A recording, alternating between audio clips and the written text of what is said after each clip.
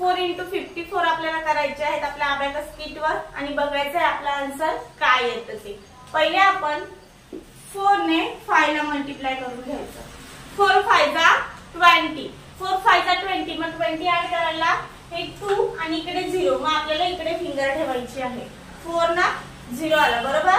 मग आता 4 आपल्याला आता इकडे फिंगर ठेवून 4 4 जा 16, मग 16 कशा ऍड करायचे हे सॉरी हे 1 ऍड केले आणि 6 इकडे ऍड करायचे, म्हणजे हे 10 आणि हे 6, 16 ऍड झाले। आन्सर किती आला आपला 216 आन्सर आलाय आपलं। आन्सर आपण राईट डाउन करून घेऊ।